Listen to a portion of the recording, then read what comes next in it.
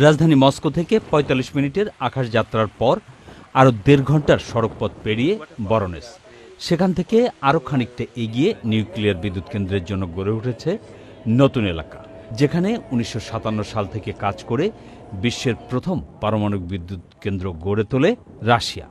সেখানে এখন ব্যবহার হচ্ছে সবশেষ প্রযুক্তি।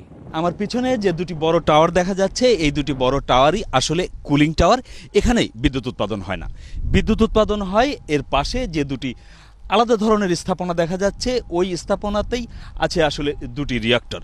এই ধরনের দুটি রিঅ্যাক্টর এবং দুটি টাওয়ার হবে আমাদের রূপপুর পরমাণু বিদ্যুৎ কেন্দ্রে, যেখান থেকে ২০২২ সাল থেকে বিদ্যুৎ উৎপাদন হওয়ার কথা এবং ২০২৪ সালের মধ্যে রূপপুর থেকে বিদ্যুৎ উৎপাদন হওয়ার কথা মোট ২৪০০ megawatt.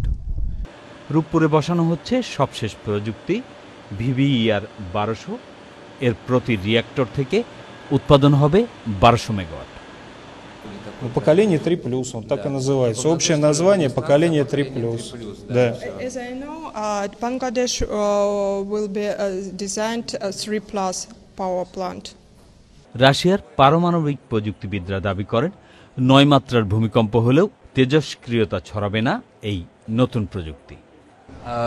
In case of power failure, the spot system can remove the excessive heat from the steam generator.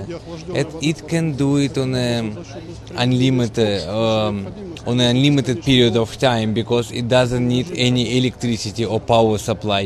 It works in a fully autonomous mode.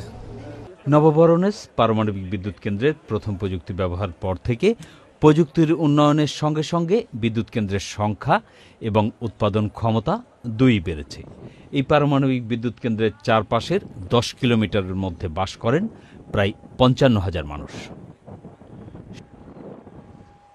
Sanjay চাকি, চ্যানেল আই, নবভরোনেজ, রাশিয়া।